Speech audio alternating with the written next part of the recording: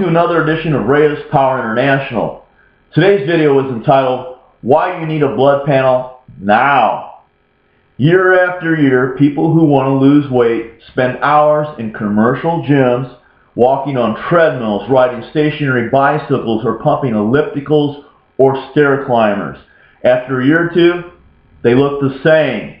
So why does cardio not produce the results that gym members seek? First of all, the average American consumes 3,750 calories per day. That's a lot for someone who is essentially sedentary. Now, since one can only burn 250 calories per half hour while performing cardio, it's easy to see why this method of losing weight doesn't work. What's more, many of those calories are simple carbohydrates from junk food and soda.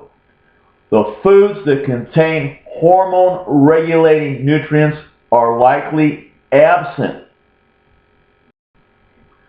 The battle to lose weight begins with a blood panel. People who are obese typically have a hormonal imbalance. Their testosterone level is too low and their estrogen level is too high. Now, once a physician has the results of a blood panel, he or she can administer the proper hormone in the necessary dosage to bring the patient's chemistry into balance. The patient should also be on a hormone-friendly diet coupled with bodybuilding exercises to build fat-burning muscle. A blood panel is even more imperative for athletes who use performance-enhancing drugs. Over time, injectable steroids can alter body functions. Oral steroids can produce toxicity in specific organs over a much shorter period of time. Now, hormone replacement therapy doctors routinely monitor their patients' blood. It's only logical that athletes who use far beyond the therapeutic doses of the same hormones should have their blood panels done frequently. Now, blood panels can be extensive and hard for the average person to understand, but the components that indicate obvious problems are fairly straightforward. The parameters for those components differ between men and women due to the difference in body mass. The parameters cited in this discussion are for men unless otherwise indicated.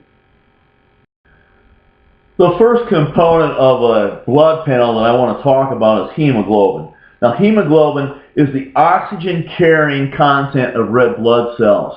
The parameters for hemoglobin are 13.7 to 17.3 grams per deciliter of blood.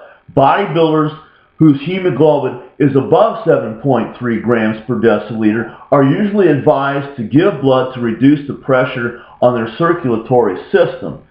One's heart has to work harder when one's hemoglobin is above parameters.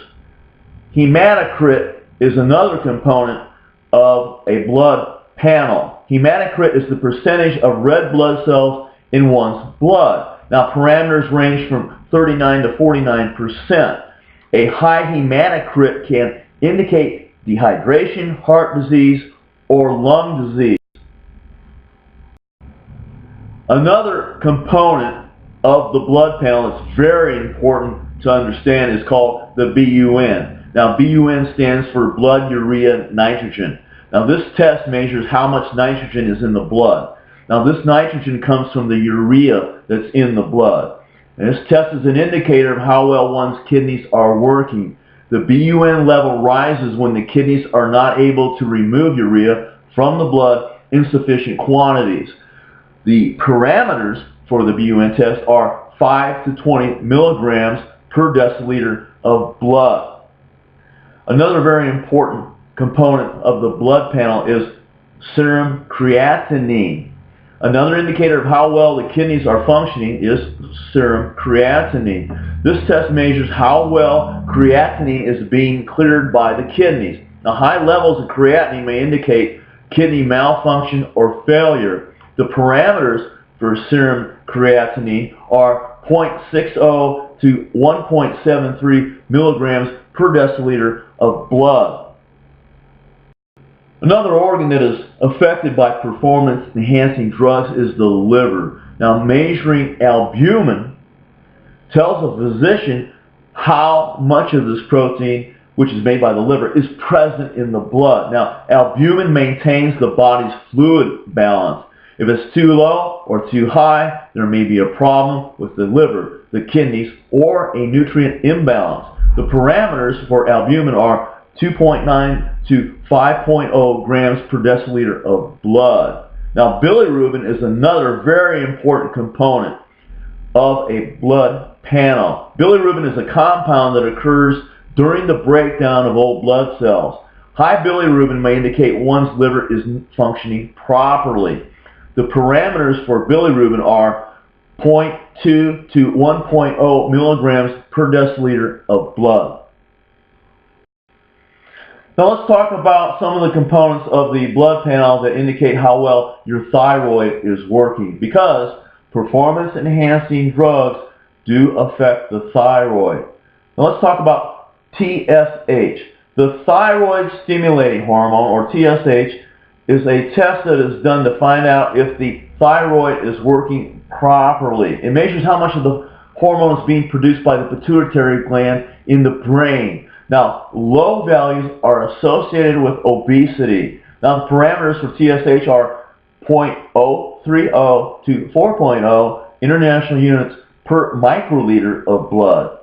Now, another component of the blood panel that indicates how well the thyroid is functioning is the free T4. Now, the thyroid gland secretes two hormones, T3 and T4. Now, these hormones regulate metabolism, and if low, can lead to obesity.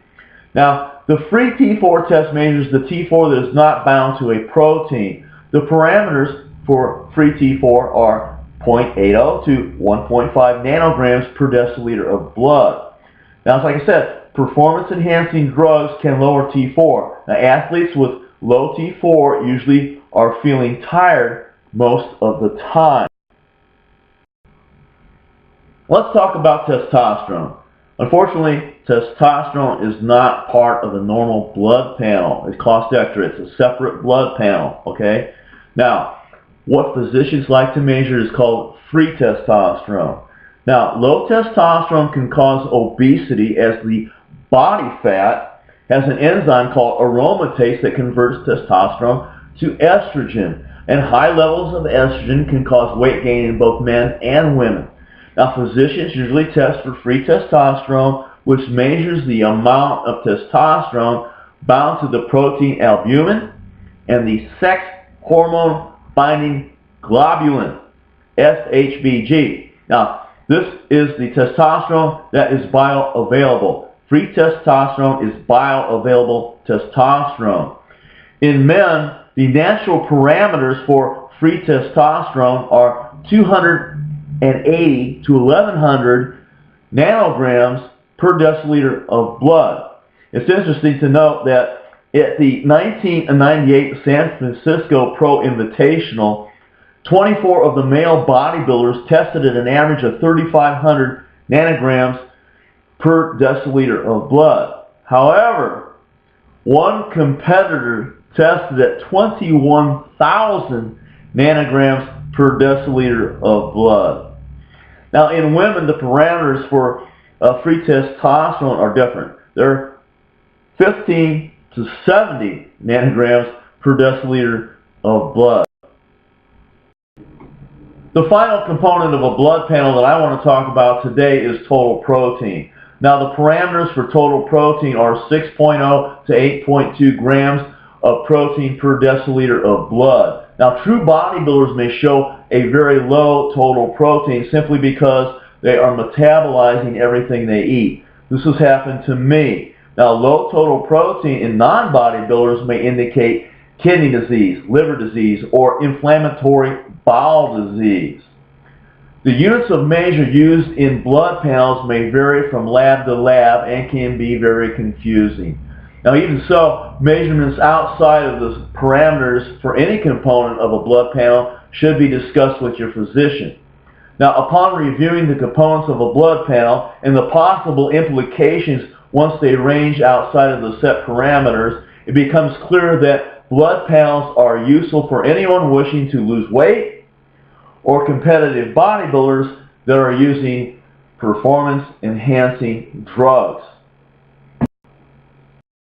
I'd like to thank everybody for watching today's video. I've been power bodybuilding now for 37 years, and I want to share that information with you. So if you've enjoyed today's video, please subscribe and share with your friends.